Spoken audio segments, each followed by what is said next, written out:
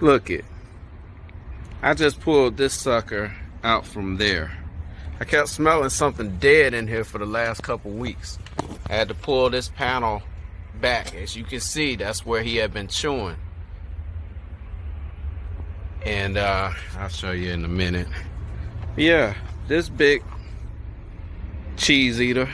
I had to get my long screwdriver right there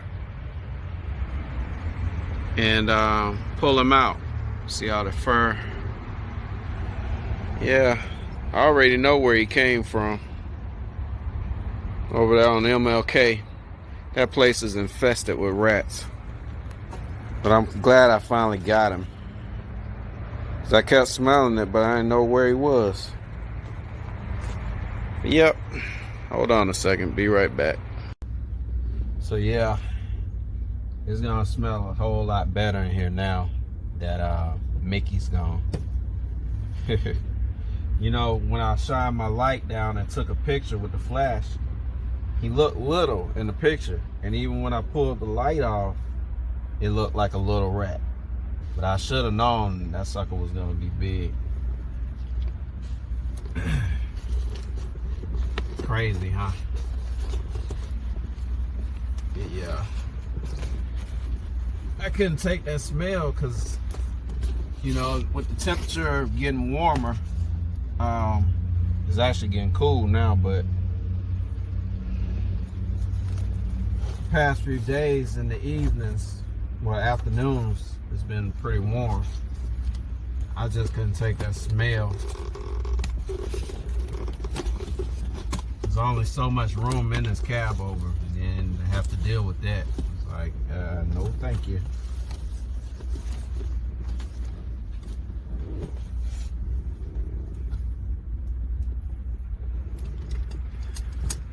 Yeah, big shout out to, I hope I say your name right, brother, Gerard Wilson.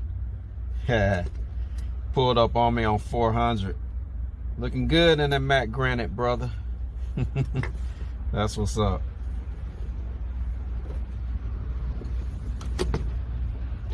It's been a long day. We did 12 hours all together today. And I actually got a leak on here, a coolant leak. And I'm praying it's not my radiator. I was talking to some of my buddies from the county in fleet maintenance, and they were saying a lot of times in the winter, these trucks will have what they call cold leaks. So I'm praying it was something simple like that. When I got back in, I shut it down, jacked the cab over, and looked up under there, but I didn't see anything. It was leaking, had a steady little drip to it while I was on the route and I did it, but we didn't see anything this evening. So in the morning, I'll take my flashlight and go back up under there, see if there's any puddles or anything on the ground.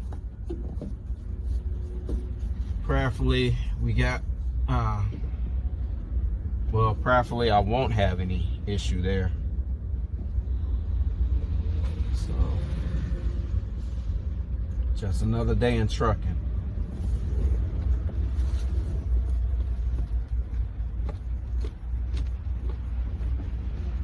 One thing for sure, I'm not scared of rats. I respect them, in a sense, you know.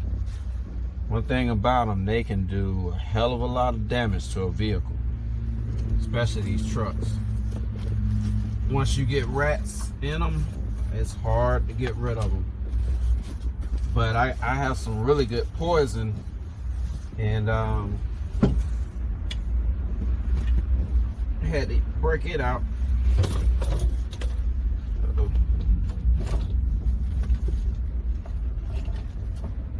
So wire here they had on. I think this was to a GPS or something they had hooked up. I would cut that one day, take it off all the way. We're putting our seatbelt back on now. Attaches up here. You guys can see right there in the corner.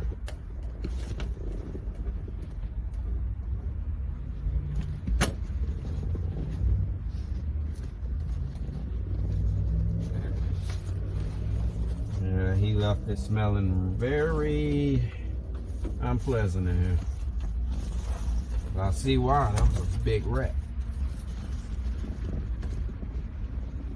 The other day I actually had to knock one off the top of the truck when I was in those apartments. So I say every customer is not your customer. They went through a lot with the last company by him not picking them up on a regular and whatnot. Then all that garbage piled up, and they probably already had rats, but that just made it way worse.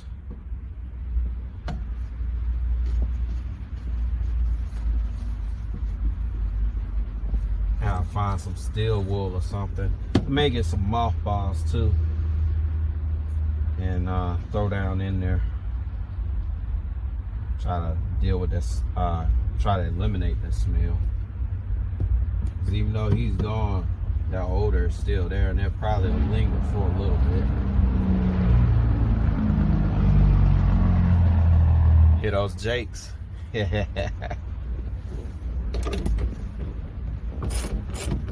Sounded real good.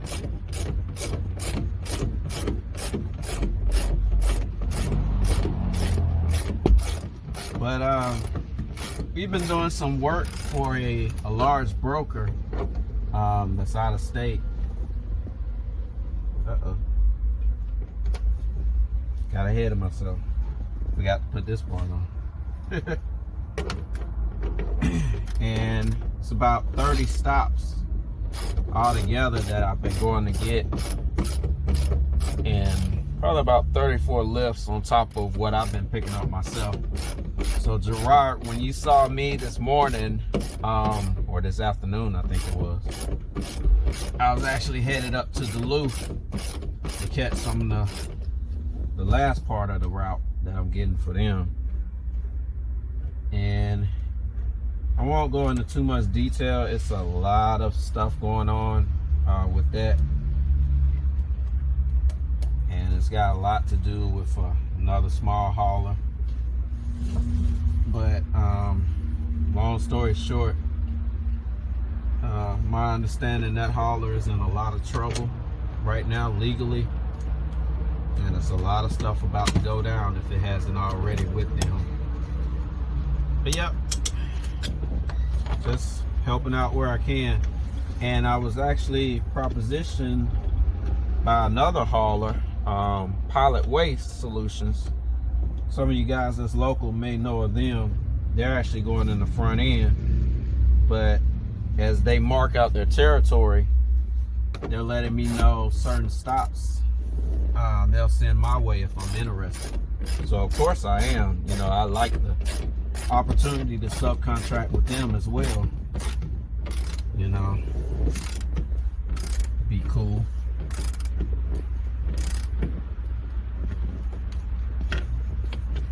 There we go.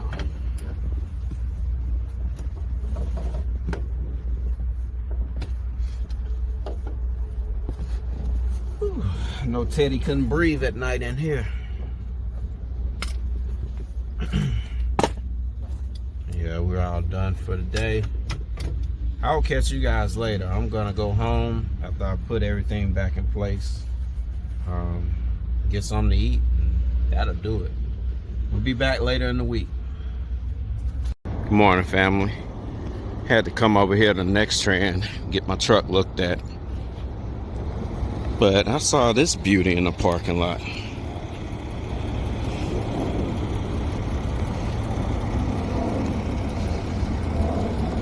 Brand new Wiki.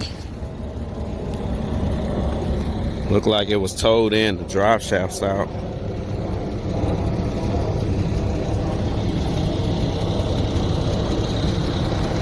Man, that thing is pretty. This is the goal, something like that. But I'm thinking AMREP.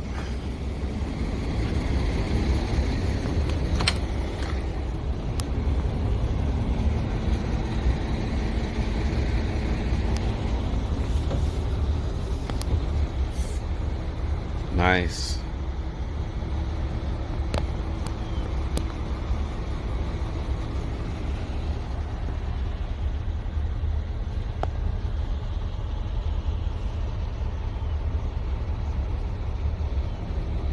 Well, let me get on and let them diagnose mine.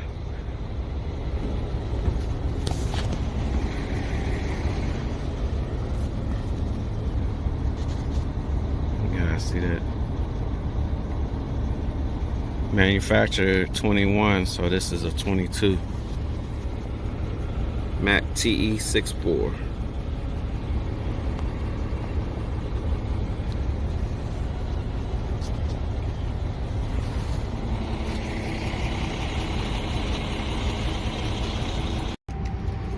Alright gang, for those that like to keep up with the maintenance side of things, we just pulled the radiator out and it was not fun. Got a leak up here somewhere, right up under where the coolant line goes in the top, and I'm praying that it's the gasket, but when I took the truck by the radiator shop earlier, he was saying he doesn't believe it is, but he's saying whatever it is, it may be a easy fix, so we'll see.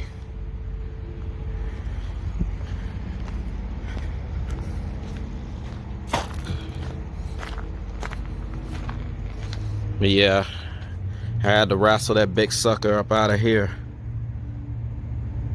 Had to take apart the PTO shaft. It's right there. It wasn't as bad as I thought. This is the fan shroud here. I just set that up there for the time being. Yeah, all of that is coolant. Yep, took me a while, but I got it. Definitely wasn't fun. So we should know something hopefully by tomorrow, and I won't have to be down too long. This is why I really need that Peterbilt up and going. Situation like this, I could put it down, put the Mac down in the shop and ride the Peterbilt.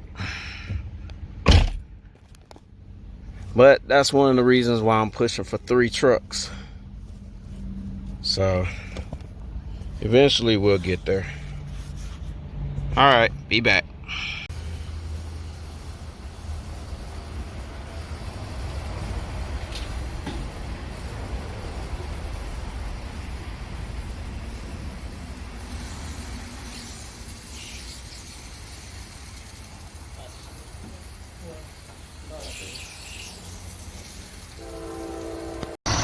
Alrighty gang, finally got the Peter car back up and going.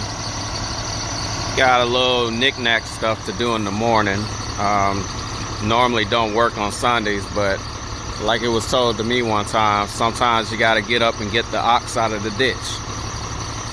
So I got a few little things I need to tighten up on her, and she'll be good to go for Monday.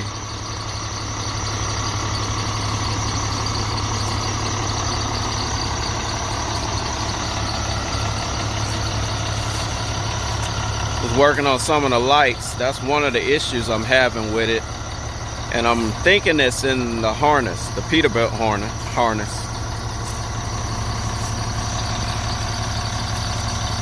My right turn signals on the body, mid body, and on the back of the tailgate, they all light up, but they won't flash. So I gotta go through this tomorrow and make sure I get everything correct on that, because I don't need any problems. You know, anybody running behind me because they don't know what I'm doing.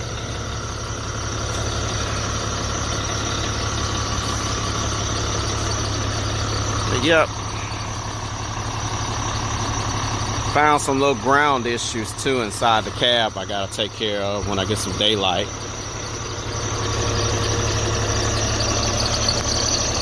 And some of the lights, I was going through them. Those screws are like they're welded in. They haven't been out in so long. But yep, that's it for this week, guys. Thanks for tuning in and riding with me. Next week, we'll most likely be in this one for the majority of the week until I get the radiator back for that truck.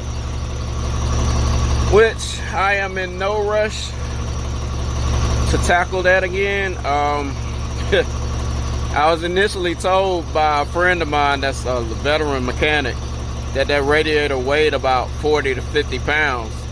I found out it actually weighs 250, but I was able to muscle it out of the frame and onto the side of the truck without damaging it.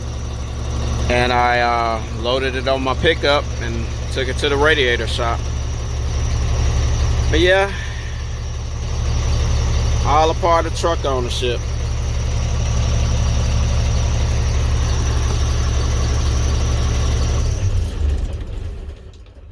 I gotta figure out too why that fan belt squeaks like it does. Maybe the pulley, but I'm not sure. Whew. Tired, guys. Have a great one. Peace and blessings, everybody.